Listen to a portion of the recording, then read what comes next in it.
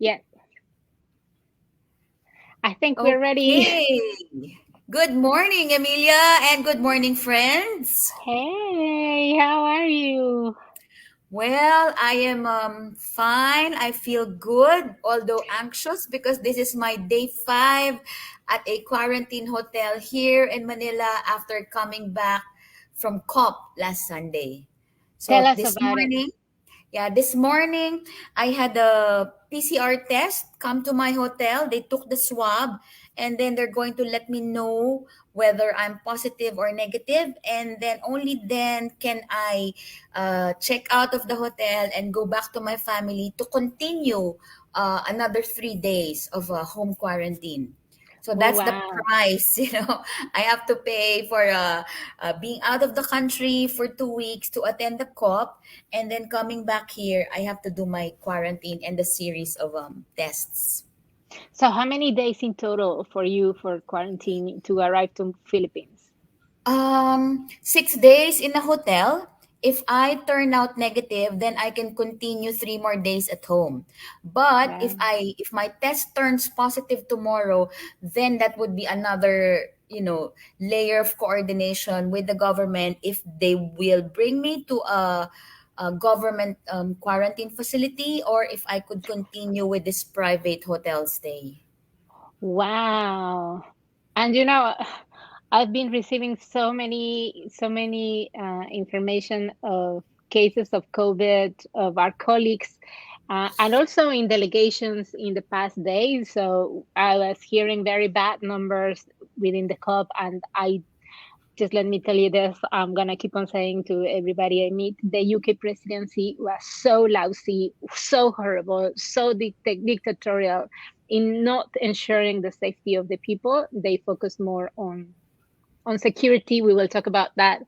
But Yeah. just to say that the UK presidency never reported of COVID cases every day, nor of those who were quarantined because of their contact. There was no contact tracing really. It was much more about if you knew that someone tested positive, then you on your own went to quarantine, which meant that some people decided not to go into quarantine. And then the spread became very bad by the second week. And as I said, this week I'll keep on hearing on and on about positive cases of people who were to COVID, risking their lives because they really wanted to make a change, or now people in your situation quarantining, and also who knows what is going to happen, right? You risk your life as well, and hopefully you test negative, as well as all of our colleagues who are now post COVID, moving around or trying to heal also from the trauma of the COP.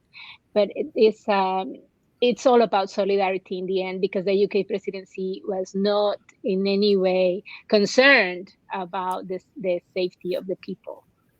Yeah, I think it's very important for us to highlight to our friends, no, who are with us in this show, that the COP26, the 26th climate conference, happened in person. I think it's the first ever in-person international conference that was organized in the middle of this pandemic. It was hosted by the UK government for 2 weeks, together with Italy, no, in partnership with Italy, and there were around 30,000 people from all over the world who went to Glasgow, Scotland, to participate in the climate negotiations. So those 30,000 were, of course, representatives from governments who were negotiating in the climate summit.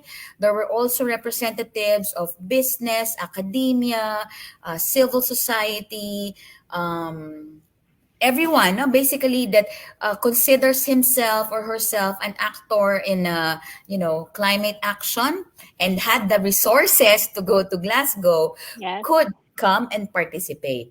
So it all in all, it was about 30,000 people all coming down for the 2 weeks, despite the fact that civil society, more than 2 months ago, more than 3 months ago, issued its appeal to the UK government to postpone this COP, because of so many issues, including vaccine inequality that would really hinder the participation of many delegates, many civil society, many important voices who are experiencing the harshest impacts of the Yeah. climate crisis will not be coming to Glasgow in person because of that issue of vaccine inequity. But the UK government, in its usual arrogant way, said it's going to happen. It's going to be the most inclusive COP ever.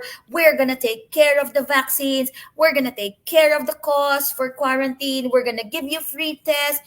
We can buy our way out of whatever mess. And that's what got us here. How are you feeling, Amelia? I hate them. I hate them. Now you see, I have huge underbag eyes in my eyes. It's been hell. It's been very traumatic. And if I feel that way, and I was inside, I was one of the privileged to have access to the negotiation rooms and to be treated as a person who had needs. I really don't know how was it like for advocates, for social movements who had a badge but were treated really like criminals. We will go there as Yep. well.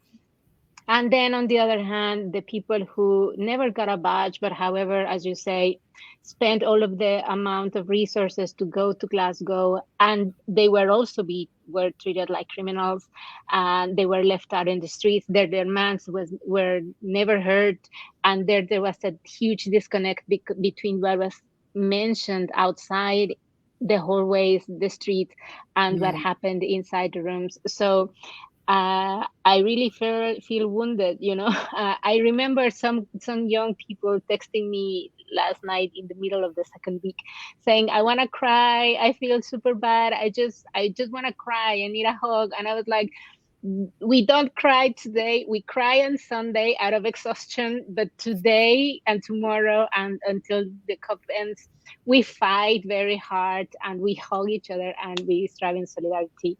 And it was very hard because the hugs are also metaphorical. It was we did our best to do social distance, and we couldn't ensure the safety of everybody, and that really is impacting me every day. I keep on hearing every day. I don't know, in your case you're in quarantine. In my case, given that I was a delegate, I also had access to an extra box of lateral test flows. So I've Mm. been able to test myself every day. And so far, I've been tested negative. But I was wondering about all of those people who went back home, who don't, in our developing countries, we don't have access to those tests. So what is happening to them, people who are asymptomatic, or really people who just by developing the symptoms they realize they had been infected, because they risk their safety to push for a matter of urgency for humanity, and they got nothing in return. They got a very disappointing outcome. And as social movements, I think this is also a time to heal. So I wanted to propose to you that to our dear beloved audience out there, that we take the time to talk about that in that session. We will take some time as well in a moment in other sessions on substance, and I'm sure we will be touching upon that today, but honoring what happened, but also in full transparency, recognizing as well that there was a huge blockade by the media, by the official media. People were not aware of what happened at the COP. So I think you were covering all of the frontline sessions. I'm super eager to hear how were those like, and me being inside the rooms. I think we can do that in this session. Yeah. I think for my family, who was also trying to monitor what's happening in Glasgow, I get the impression that for them, everything was running so smoothly. Yes. There were a lot of agreements, there were a lot of announcements. So things probably were going the right way. So whenever I speak with my family and then I tell them, "Oh no, even did not manage to get inside the negotiation rooms. You know, we did not have access. We were just advised to use the virtual platform and watch from our hotel or in the corridors. Yes, And then the system is not able to absorb, you know, that many users in one time. And you feel helpless, you feel useless. You know, it's like I did not go all the way from Manila to Glasgow. You know, a lot of the challenges I had to face in order for me to get the visa, the plane ticket, the tests before riding the airplane, etc., etc., only to be told that you're better off watching the negotiations from your hotel room. It exactly. was crazy because on the first day we did not actually have that option to go to the COP venue because the world leaders were there, you know, all the presidents, the ministers, and of course their security. It was crazy because no one was allowed entry into the COP because all the world leaders were there making big speeches about the urgency for climate action, about the urgency to you know, keep the global temperature goal well below 1.5, and the need for us to get our acts together in solidarity. I almost believed what I was watching. Julia. I said, "Is there something I wrong with want to believe. me? Why am I hopeful?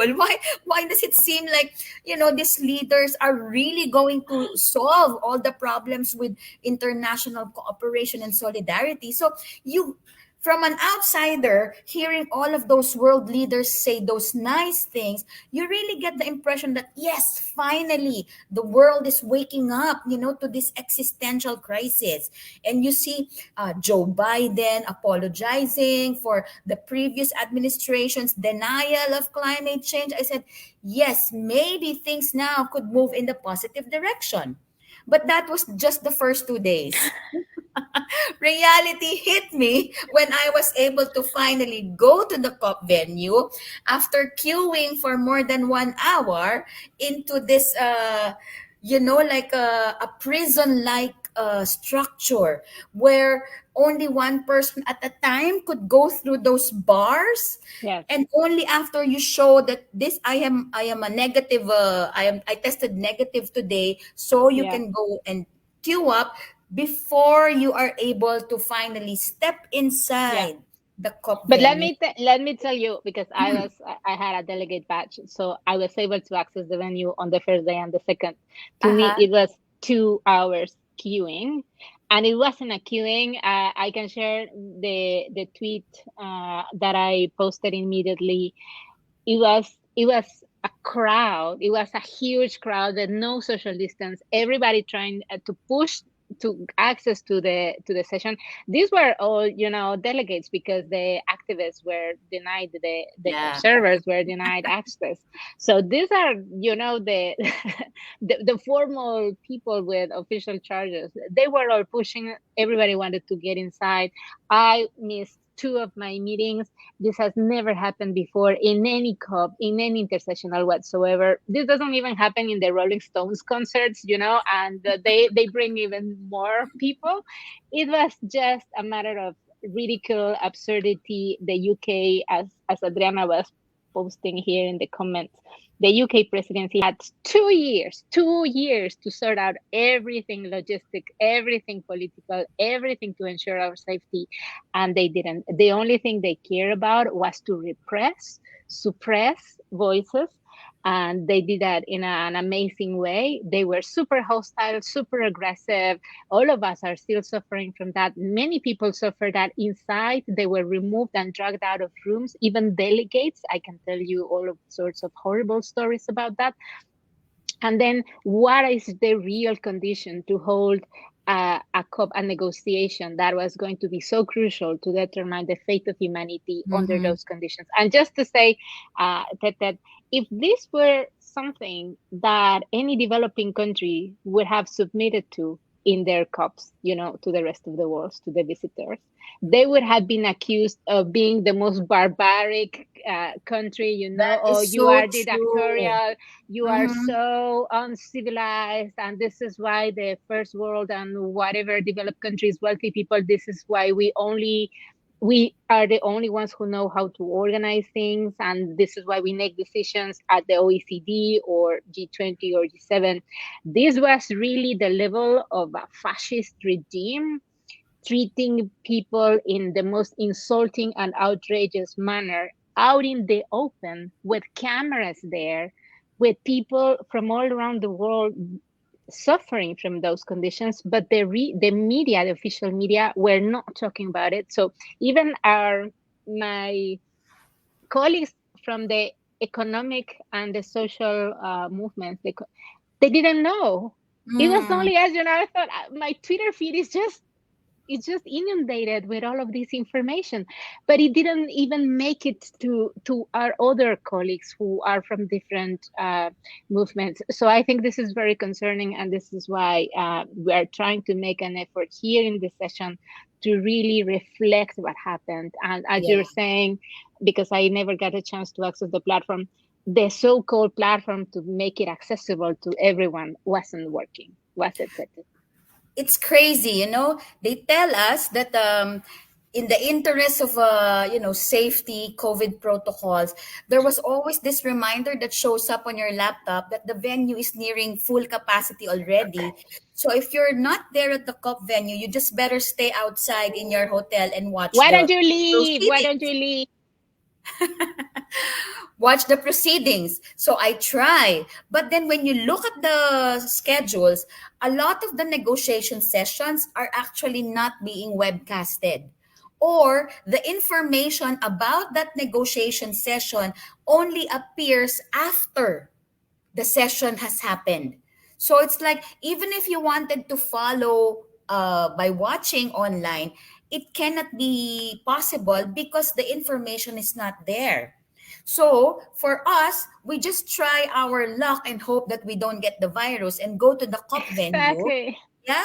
But then, even then, when you arrive at the venue, um, number one, you are told that because of COVID protocols, only 4 tickets per NGO group can be given. So there are so many negotiation tracks happening. There are thousands of NGOs present there. And each group, like women, indigenous, farmers, youth, trade union, business, research, I'm sure I'm forgetting something, someone, but every group will only get 4 tickets. Can you imagine how chaotic that would be? So of course civil society protested against the 4 ticket rule. So the UK said, okay, we'll change it. Now it's going to be 1 seat per constituency, which is even worse. Yes.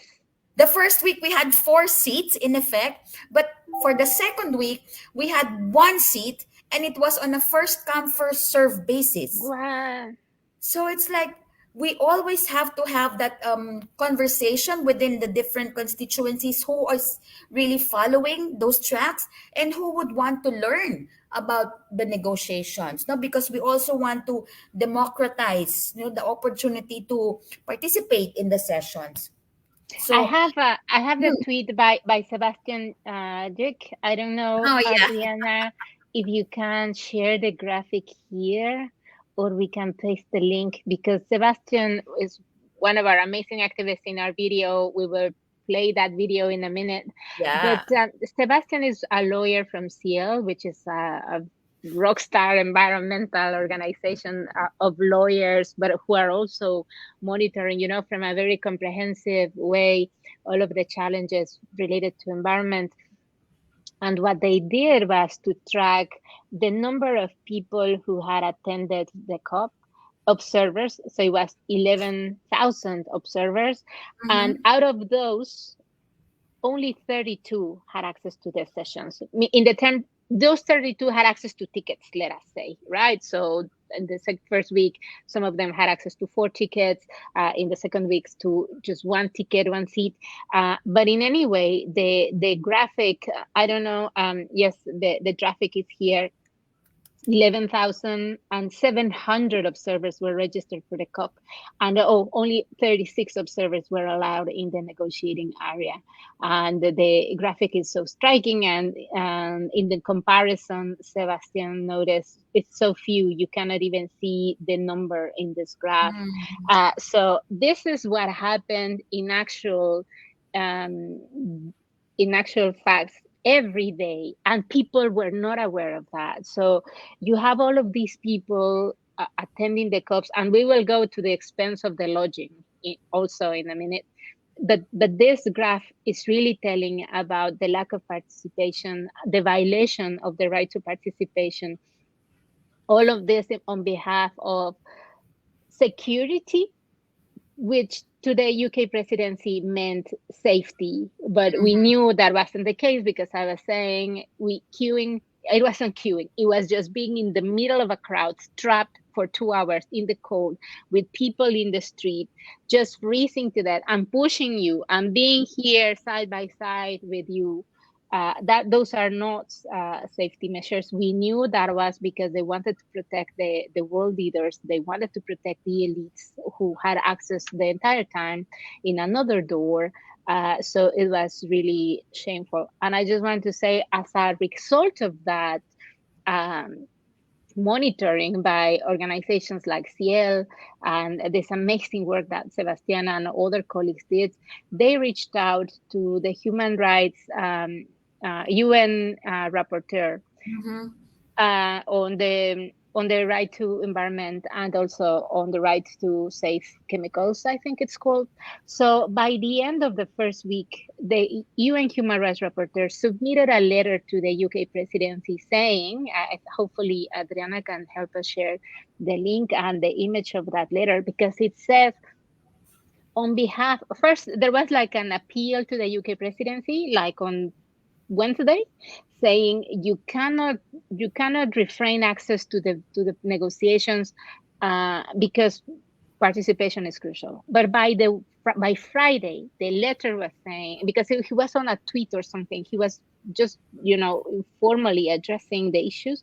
But by Friday, the letter said, um, by no means the right to participation can be violated under the argument of safety, COVID safety measures. So you need to ensure that observers who traveled all the way to attend the COP for a crucial negotiation need to have assurances that their voices will be heard, that their monitoring task that is so crucial for society and for positive outcomes, that those are also guaranteed. And this was the first week. So I thought it was very important also to share this material here, because they explicitly said, you cannot say that this is because of COVID. You Uh-huh. said you committed to ensure participation, so you need to ensure that their voices are in the rooms, inside the negotiation rooms, and whatever it is that they want to monitor about the way the dynamics are happening, they need to be able to report outside, so they cannot be blocked out. But these recommendations were useless. The presidency, UK presidency, was deaf the Mhm. entire time. And that is also what's very odd, you know. In the previous climate sessions, during the intersessional, everyone can participate virtually from all over the world. And that is not even the main climate negotiations, no? These were just the mini midterm sessions. But I could follow the sessions from Manila, you can follow from Mexico. Yeah, But here, it's so odd that a first world country, a superpower with all of their technology and yes, resources, they say that they cannot make that happen, virtual participation, and that you needed to be in the UK yes. to be able to access that virtual platform. It's like, hello, I'm not super high tech, but I know that what you're saying is not true.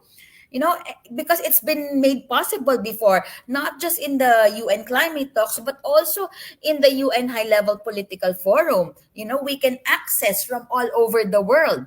So it's like something so fishy here. So anyhow, that's one major concern, no? And then this issue about red list country, yellow list country, Yes, that you would have to quarantine when you get to the UK, that is so insane because we have delegates, for instance, coming from Ecuador, who had to quarantine for 10 days when they Colombia as arrived well. in the UK.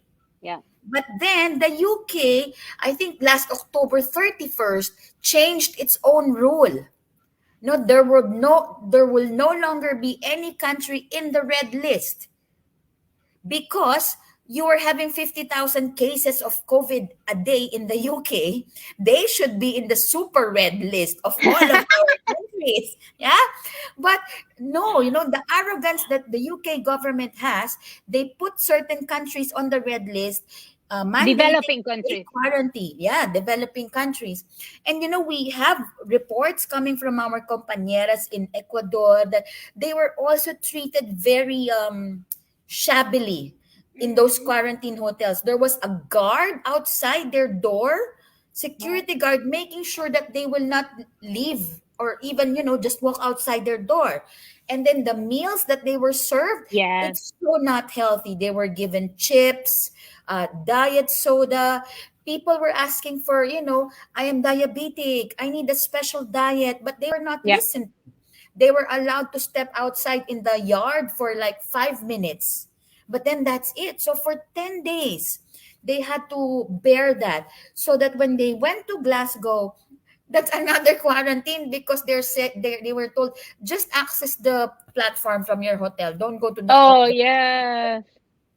It's so it's so insulting. frustrating that all of us who wanted to, have meaningful participation were denied that opportunity to have our voices be heard. That's Yeah. why for many in civil society, we had that missing voices campaign, right, throughout those 2 weeks, because there were surely a lot of very important missing voices of people in the front lines who were not at all represented in this COP.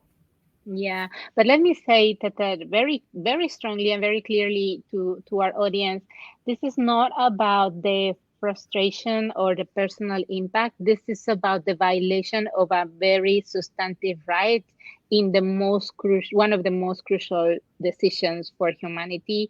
And that decision failed. Precise, and to me, it's like form and content. If it happened this way, then of course the lobby, the fossil fuels lobby, the gas and the coal The lobby, nuclear all of that, lobby. the Yeah. nuclear lobby, all of those thrived precisely because there were nobody to monitor those elements. And also the other thing is, this is embarrassing for the UNFCCC and for the UN. And so you can hear Guterres saying whatever corny, I just can't stand his speeches anymore. Whatever corny about, yeah, we need the voices of the youth and the women. It's like, shut And up. the You did women. not, It's yeah, also you did gender not. washing. I know, I hate that. You did not do your work. You did not ensure the participation. And Patricia Espinosa, really, she has been good so far, but I really have this criticism on her. She didn't ensure the participation. She could have done better in dealing with the UK presidency. She didn't. I mean, there is a responsibility, so we can say whatever we want about the fascist government in the UK, but we also need to lay responsibility of the UN, because Mm. otherwise this is going to set a precedent for upcoming negotiations. And don't let me start about this summit that he's calling for the future of our common future, whatever. Many organizations are jumping on that wagon now, and it's disgraceful. We will talk about that in another episode, but it's disgraceful because exactly what the UN is doing is setting the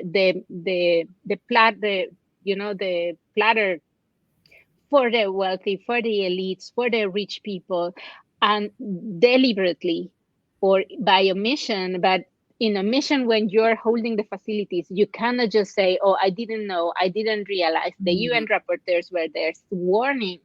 and they just decided not to do anything. So there's a huge responsibility by the UN. There's a huge responsibility by the UNFCCC, and I think we really need to call this out. We cannot just say, "Oh, this is what happens to the people," but let's focus on the substantive things. No, this is actually even remarkable. It's like you say, what happened with all of these fascist policies? Well, the fascist policies come with a regime, with a fascist regime. What we saw in Glasgow, what a fascist regime in which the UN was complicit. Mm-hmm. That is so true, no? And when you talk about participation, we are already highlighting that, missing voices, people Yeah. are underrepresented, but there was also, a sector that was overly represented at these climate talks. I've heard some colleagues of us tell us that the largest delegation are actually, big fossil fuel companies, nuclear 500. lobbies, Yeah. agro business companies. They all came in full force, and they could really afford, those fancy exhibition pavilions at the UN, because that's also one thing. No, they turned it into a very big money making industry. If you want a space, then you could rent your space and you can show, some of the exhibits that we've seen. For instance, in the Australia pavilion, it was really promoting carbon capture and storage technologies. One pavilion was explicitly promoting nuclear energy, and they can afford to hire people with the badges and the nice t-shirts and nice giveaways to say that nuclear energy is good. It's like, this is one huge trade fair. I know. I know. And Oh my you know gosh. the yeah, there were a lot of tokenizing. Also, I hated all of this. Oh, women participation events in the gender days. Like, why are you talking about women participation? It's elitist women participation. When you saw the striking contrast between indigenous women, women from their local communities, women who had been warning about all of these technical elements as well, and they were shut out. And then you were saying, counting on the numbers, so we have gender balance. It's like, we Mm, don't care. We really it don't care doesn't about mean those anything. superficial, exactly, Yeah. meaningless statements and numbers. 3, 4, 20. It doesn't matter if the composition of the UNFCCC is reaching 40 or 30 or 15, if you have 11,000 people who were left out in the street, and even more left out of a huge decision that really disappointed the world, and that is really going to impact for the rest of for the upcoming years. So it's really a tokenizing of our agenda. We don't want it. We reject it entirely. That is so true, Emilia. But it's not just for gender or for women. Yes, No, it's agree. also about Youth, youth washing. I know, I horrible. always hear that it's a good thing that we encourage youth participation, but I hope not that all these youth representatives that they sponsored and gave badges and accommodations. I hope that they would see through, what is behind this agenda of supposedly promoting youth participation. If it's about critical participation, then it would be good.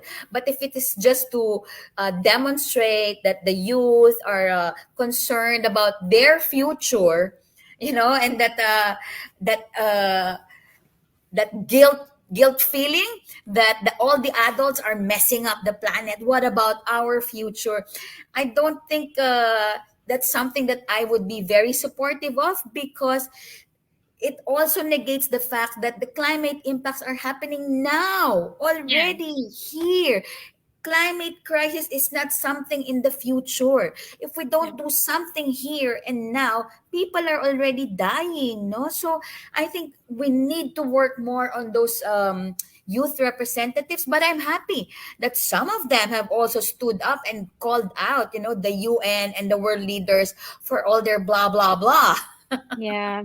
No, but yeah, but I think the intergenerational equity is an agenda that I really support, because I think they have a double burden, the one of the present and the one of the future. And many young people, as you really acknowledge, in the developing world are really suffering the impacts right now. Mm. But I think I agree with you. We need to add the colonial lens to the intergenerational discourse to make it more comprehensive. But yeah, on the final day of the plenary, there was this white young guy cheering at every gavel that, oh, it is so decided. So he was very enthusiastic, and he had the misfortune of being standing just right where my group was, and all of us were Uh-oh. throwing stares like, what are you doing? Like, don't you know what the documents are saying? And he was like, so in the end he withdrew to another space. It was like, no, really, you cannot just endorse things just because you Mm. had access to the door. You really, I think it was all the more responsibility for those of us who were inside, to call out the dynamics of power, because many of the people did their best calling those dynamics out, but they were not heard. Yeah. They were not listened to, or they were silenced, no? I Yeah. think what I really appreciated at this COP is the level of civil society coordination. Imagine, before there were, small pockets of criticism here, critical voices here, but I think in the last two or three COPs, we really came together, as Yes, I one agree. civil society, and I really felt the power. Of course, I wouldn't be surprised that the business NGOs were not part of this initiative. What are you saying? But at least, some of the business NGOs were also speaking out for human rights. So, Yeah, it's a that was the day I felt tiny step. we're falling into a vortex in the universe. Something is happening, because that very same day Brazil was very complacent, saying, "Yeah, well, I think we can agree to this," and then Saudi Arabia was like, "I don't think we have a problem in accepting this." So I was like, "Where am I? What happened here?" It's like I you're in a I'm parallel lost. universe. But But that, what's important, and I think this is also not really highlighted in the mainstream media, just in the final hours of the COP, we came together as civil society for a people's plenary. This hasn't happened yes, before, no? And it was so powerful because all of the major groups and organizations came together and talked about the structural issues that impact on the climate crisis. So I was hearing vaccine inequality, debt problem, unfair trade, all of those structural issues, extractivist model that really contributes to the climate crisis. And people were saying we need those systemic solutions and not just empty words, empty promises. And what I like is that we occupied that space. We claimed that space because we felt so disempowered in those oh 2 weeks, no, no? So we claimed that space and we walked out and met up with the movements outside. yes. So it was like the bridging of the inside and the outside. That was both symbolic, but that was also very substantive. It's not just symbolic; it's actually the substance, Agree. of our struggles. Agree. And I want to quote a tweet by George Monbiot today, saying, there is a lot of argument about, oh, you need to convince the elites, to jump into the climate change transformation. And he says, no, we are never going to convince them. It's not like you're going to convince sexual harassers of seeing the side of women. You're not. You're just stopping them because society is saying we're not going to do it. You're not convincing racist people, oh no, slavery, it's you have to look at it from another angle. You don't do that. You stand against those elements until the majority of society is just saying this is untenable, you cannot do it, and there is a huge rejection. So this is what we're doing, and this Yeah. is why, in support of what you're saying, mobilization is key. So people, who are in the audience and wondering what can I do, is like joining this critical reading of what is happening, mobilize in your communities, in your local schools, universities, cities, in your region. Try to contact many of these amazing social movements who were there or who are providing information, or you yourself can be a source of information of what are the impacts on on your territories, and that is going to be a key voice. And with that, my suggestion is that we watch the video I was that the about to say that. That's a and very good segue. then you introduce it to that. Oh my gosh. So, my dear friends, this is the first in a series also of videos that we are going to develop as part of the campaign of campaigns. This one now features on our structural analysis of the roots of the climate crisis. And it has featured the voices and the talents and the love of many activists who are very, very visible in this climate negotiation space, but also in the people's movement spaces. So I'm very happy to be part of this first installment, and hopefully we get more. No, so Yeah, do watch, learn, and enjoy, and ask questions. All and right. we'll see you after the video.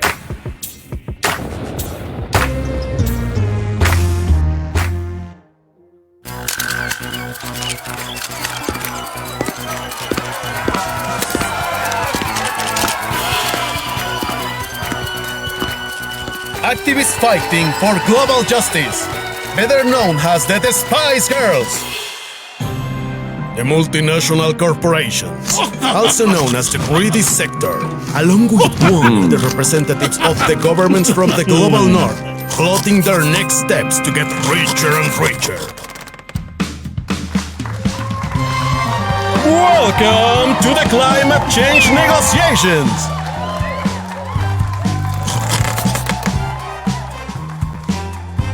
Distinguished delegates, after analyzing the problem of climate change, we acknowledge that we are all responsible. The large corporations of our nations have a significant role in this problem. We, the leaders of the global north, are concerned and distressed by knowing that our multinationals have damaged the planet. But we also do not forget that they have achieved well-being in our countries by generating jobs, making our nations grow. We first, developed countries. We commit to decreasing our CO2 emissions to end this problem. We have found the perfect solution to achieve an equilibrium between job creation, wealth, and the sustainability of the planet. Ta-da! No! This is not the one. May we present the Net Zero Emissions Campaign! It will stop climate change! Everything has been scientifically calculated to mitigate emissions. Here is our formula. Suppose our emissions are 100 million tons of CO2. In that case, we just need to get a forest with, let's say, 100 trees. So we solve the equation. If the forest absorbs the carbon dioxide emissions, 100 minus 100, we have 0 as a result! The best thing is that we already have plenty of trees! Yes! We just need to preserve them and prevent illegal logging! You might be asking yourselves, how do you protect the forest? Get into the carbon market! If you are a wealthy nation generating enormous amounts of CO2 emissions, buy carbon certificates! You will be able to keep your emissions without affecting the corporations in your territory. And you will receive a nice green certification! Everything sponsored by the taxpayers! Stop!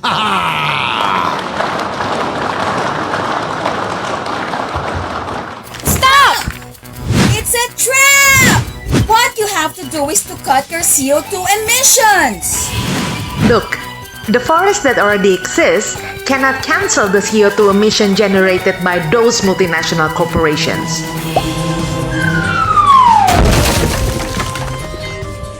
So they're actually proposing to continue with the fossil fuels extraction while making us believe that forests alone can cope with the burden of eliminating all that CO2. The truth is, emissions continue to increase, worsening the global warming. I'm still not down. Why are you mad? Do you want to go greener?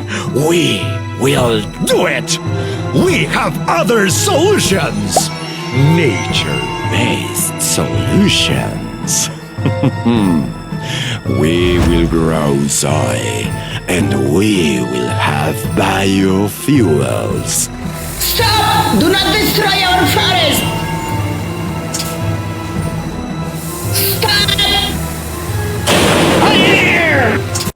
As I was saying, this is how we stop climate change!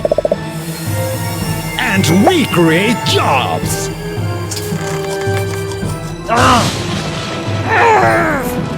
This only makes the wealthy wealthier. It destroys the ecosystems, displacing and threatening the lives of animal and people. There is no pleasing you. But you won't be able to resist this other solution. It is like going on a hunting trip. It is geoengineering. We shot at the clouds to dissolve them. So we can manage the weather at our convenience.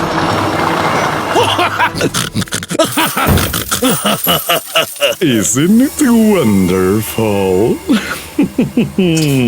That's despicable! While the governments continue with their false solutions, the planet is still suffering.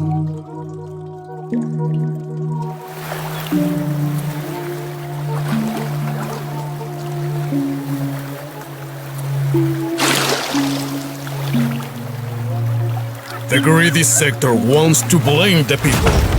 But the greedy sector, the wealthy nations, and the financial institutions under their control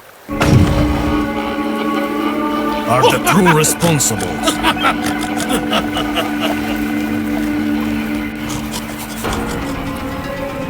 They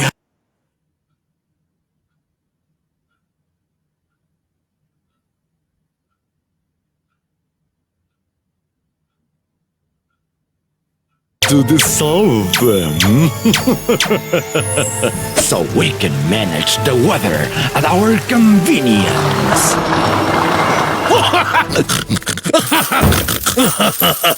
Isn't it wonderful? That's despicable! While the governments continue with their false solutions, the planet is still suffering.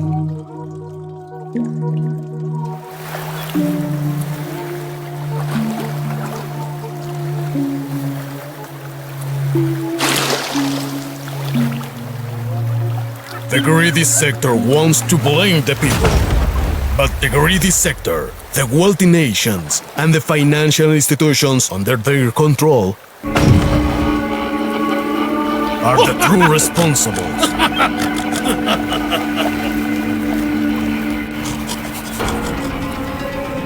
They have been destroying the planet for centuries.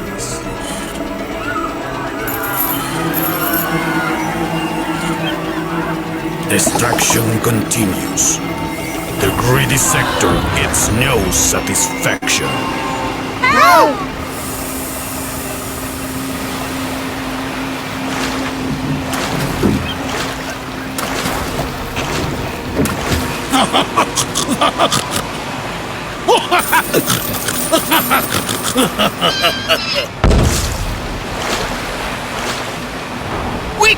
go on! They have only one option left.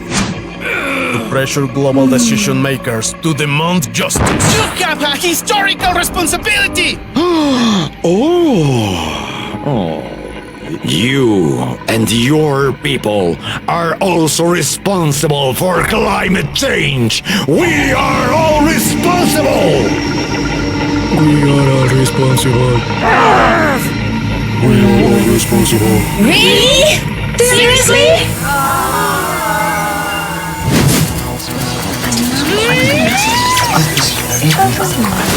Increase the power.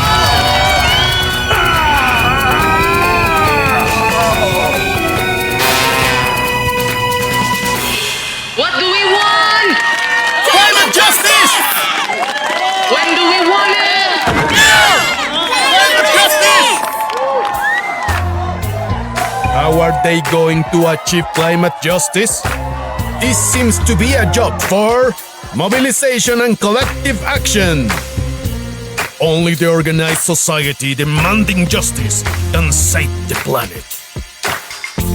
All the people in the world, the people in the world, fighting for climate justice. fighting for climate justice. All the people in the world, All the people in the world, coming out to shout out loud. coming out to shout out loud. Say, The yeah, people yeah, of the yeah, global yeah. south mobilize the collective power to save the planet.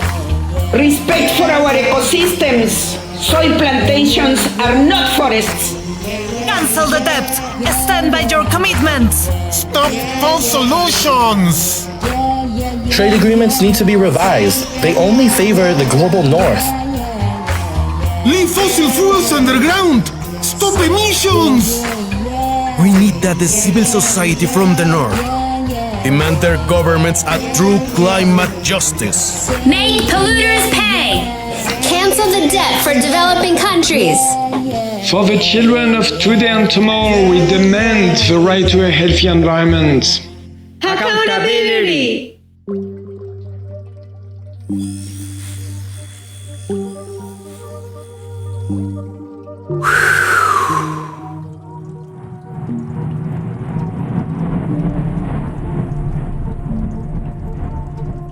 We need you to mobilize to have a greater collective power.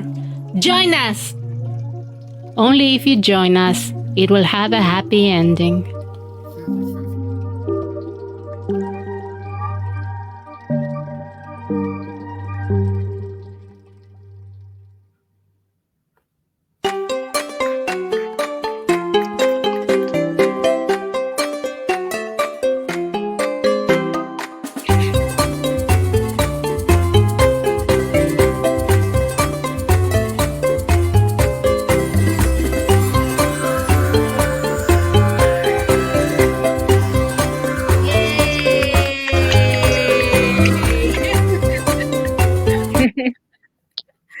Oh, wow. I love it. I It's just really love it. fun, mobilizing our friends and colleagues and comrades, putting together something like this, which, by the way, we showed also this had a launch at the COP, no? Yeah. It had a virtual global launch at the COP. Yes, So I'm sure you can go back to the Facebook page to watch the launch. Thank you to Petenera Consulting for doing an amazing job. And, really, we will be playing this in our upcoming sessions, but I just wanted to say that the video is ready in our YouTube page. So anybody who wants to use it for their workshops, their sessions, educational purposes, or for singing with Teter, our major lead singer from now on in the Spice Girls, and Rina, who was doing the chorus, this video can really be used anywhere, and we want people to do that. We want people to be using them, and it has a major reception. People from Nigeria, people from Thailand, they say, I want also to collaborate in doing subtitles in my own national language. So I hope that we can make that happen. It's also available with subtitles in Spanish already. but yeah, anybody can use it. Please feel free to share. Please free to invite the messages, the analysis, but also the final messages of mobilization, which is precisely what we were talking in this session. I know. And I think this video, we can call it as a part of our collective commons, no? We Yeah, want it to be spread around as much as we could so that we could also contribute to our understanding and deepening that this is not just the climate crisis that we're talking about, but it has very deep and structural roots, which is exactly. why, when we say system change, it's not just about environmental sustainability, but really trying to overhaul, the whole global architecture of trade, finance, investments, Yeah. so that we can really go at the roots of the climate crisis, of all the injustices that are happening in the world right now. Yes, I mean, we're missing Rina today because she had connectivity issues.